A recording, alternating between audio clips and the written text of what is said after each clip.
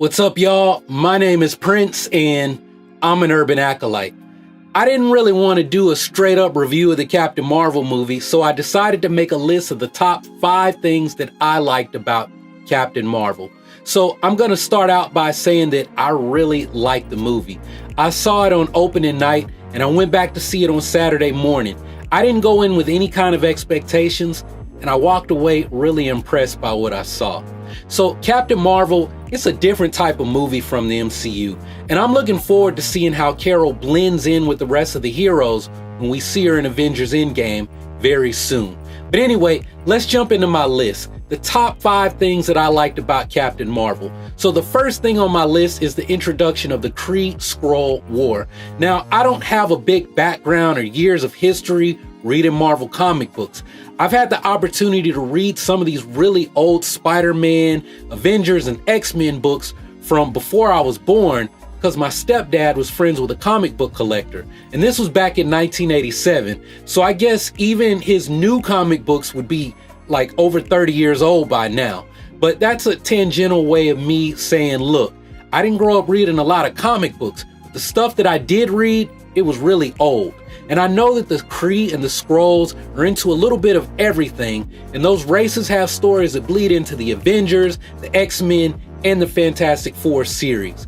The Kree have already been part of the story in Agents of S.H.I.E.L.D. and on the Inhumans, which I think folks at the MCU are trying to forget. But anyway, after the most recent season of the Agents of S.H.I.E.L.D. and with Captain Marvel pulling that stuff into the movies, I think that's a bigger story that we could see play out in the next phase of the MCU, or possibly in phase 5 later on down the line. But do you think we'll get into a secret invasion scenario where you have a different group of Skrulls invading Earth that'll make a future team of Avengers team up with like the Fantastic Four? Now, the second thing on my list is that Captain Marvel already has her powers at the start of the movie.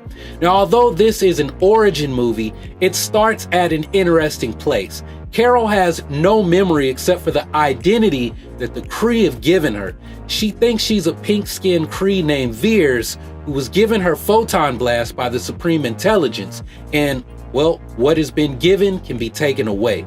So part of Carol's personal quest is to discover who she really is and answer these lingering questions that she has. Why am I such a bad soldier?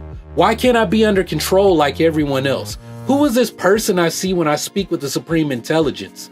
So this movie becomes about Carol unlocking her powers as she's learning to control them, and the key to learning all of that is in discovering who she really is. Now this takes me into the third thing on my list, and that would be the role of the mentors. See, part of the hero's journey is finding an old wise person. It's finding a mentor. The mentor is someone who had already completed their journey, or in some cases is farther along on their personal journey. They bestow their boon to the hero of the story. Vers sees Yon-Rogg and the Supreme Intelligence as her mentors at the start of the film. This later changes, especially once she learns the truth about her identity and how she came to be. Her mentors become her oppressors, who literally place her in the belly of the beast, which contributes to her full awakening. So those mentors, Yon-Rogg and the Supreme Intelligence, they only seek to control and manipulate her to serve their ends. Carol crashes to Earth where she meets Nick Fury. Nick is the example of the mentor who is also on his hero's journey. He's not quite the director of S.H.I.E.L.D. with the eye patch and cool as a cucumber here. Nick is more like a peer, but he bestows the boon of humanity on Carol. He tells her that she's impulsive and that she's operating based on feel instead of logic and protocol like the Kree do under their orders from the Supreme Intelligence. I mean, just pay attention to their dialogue. Vers is really cold. She's very gung-ho about the virtues of the Kree race, and she's very sure about the Skrulls needing to be wiped out from the face of the universe. With Nick, she slowly starts to open up. She starts to smile, laugh, and joke. She receives reassurance that these qualities looked down upon by the Kree are actually good qualities to possess. And speaking of the role of mentors, an equally important part of Carol's awakening is the role of sisterhood. And this is tied with the third thing on my list. See, I wanted to put Mar-Vell as a mentor because I feel like she was Carol's mentor before Carol gets her powers. In Carol's comic book origin, she does receive her powers from Mar-Vell, but here, it's because of Mar-Vell, who was a woman in this movie. Mar-Vell is doing this work, experimenting on the Tesseract in order to save a group of Skrulls and in the Kree-Skrull War. Carol and Maria Rambeau are basically on the shelf as Air Force pilots, but Mar-Vell, she gives them a sense of self-importance by making them part of her mission as test pilots with Project Pegasus. Carol didn't really understand any of that past until she connects with her friend, Maria Rambeau. Maria's daughter, Monica Rambeau, is the real catalyst that moves this sisterhood story forward. Monica is so persistent in her Auntie Carol remembering who she was. She's the one preserving the past. She's the one who has always seen Carol as the hero. Now, I need to note that Monica Rambeau is the original female Captain Marvel from the 1980s, back when Carol was still going by the name Miss Marvel in the comic books. Monica drops a lot of lines that she wants to follow in Carol's footsteps as a superhero, so that eventually it sets Carol up as the mentor who will later be the giver of boons for Monica Rambeau when she becomes a hero. We hope. I wanted to talk about the role of black women and how it helps Carol to awaken, but Nick Fury also played a part in that awakening. And I'm going to think about if I have enough to say on that topic, because it could be its own video, to be honest. But I really liked how Carol basically runs into Nick and she has to go down to the bayou to find Maria and Monica to provide this healing for her soul. There's that whole breakdown to break through that she experienced, and it's really moving. Okay, the last thing on my list of the top 5 things that I liked about Captain Marvel is that it's really good at telling the hero's journey from the point of view of a woman. It's the heroine's journey. Carol starts out as Veers, and it's like, well, here she is. She's got powers that she's trying to control. She can beat the crap out of Skrulls, and she rips a hole in the Skrull ship. She's already arrived. I mean, to quote some of the people who only look at the surface, you might be tempted to say that she's overpowered. I mean, what's her struggle when she can already beat the crap out of everybody at the start of the movie? But her struggle is internal. Carol has no identity. She didn't know who she was. She only knows who she was told to be. Carol slowly discovers that she was this girl who always falls down. She was always told no. She was always told to stop or to quit. You can't do this because you're a girl. You're gonna hurt yourself. You're too weak. Carol, you're just not meant for this. I mean, it's called a cockpit for a reason. Her mission of self-discovery becomes her quest of self-mastery. Think about how she is at the start of the story. She is Veers. She had powers, but she didn't have control over her powers or her emotions. Yon-Rogg is the person telling her who she is and how she ought to be. And he reminds her that his blue blood flows through her veins. Veer's entire identity is affirmed by a man and by the Supreme Intelligence, which is an AI with no sexual identity. Now, I'm saying all of this because it's important to the hero's journey when it comes to the female hero. She has to become like a man. Carol's journey in the movie starts in the middle of that process.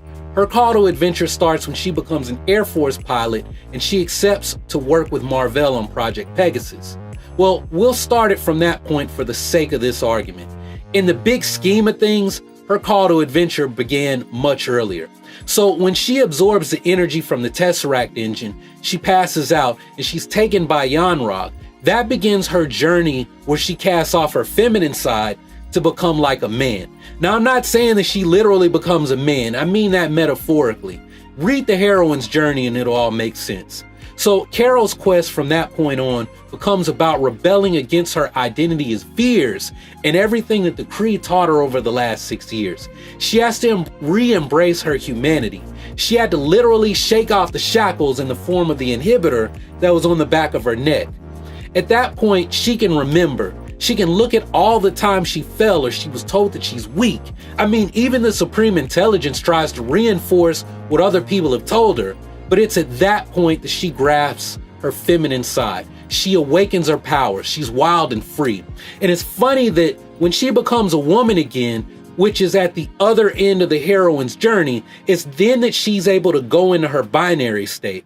Now, I'm not trying to make this about confirming the gender binary or anything like that. So don't twist my words into something that they are clearly not. I'm just saying that she's had to experience using her abilities under an inhibited state where she's taught by a dude and an AI with no gender. And when she remembers the true face of Mar-Vell and she accepts her sister and her play niece back into her life, when she can recall being a woman with a woman as a mentor, a woman as a sister, and a young woman as her mentee, then she can also fully allow her full femininity to come forward. And she becomes this character, Binary, who has experienced both sides and has now achieved self-mastery. So yeah, y'all, Captain Marvel was pretty deep if you look beneath the surface. I really enjoyed this movie once I had time to think about what I had actually seen on the screen. Now, I'm going to think about if I want to do a movie on the role of the black supporting characters.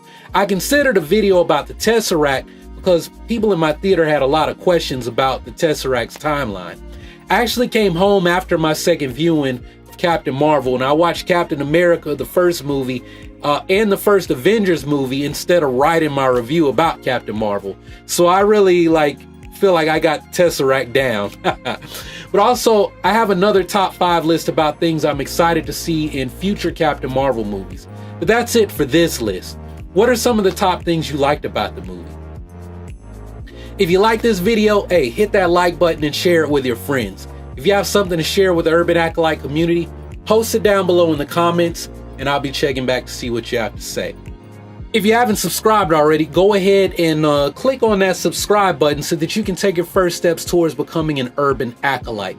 Embark on the journey of becoming the hero of your own story and become a force for change in your community. Hey, make sure to enable notifications and follow me on Facebook, Twitter, and on the gram so you'll know when I'm going live with Star Wars chats or posting new stuff to the channel. And if you're interested in getting deeper into the real life superhero side of this, hey, hit that link so you can get your free Darth Maul training manual today. But that's all I got for this video, so thanks for watching. Y'all keep on breathing, and may the force of others be with you, always.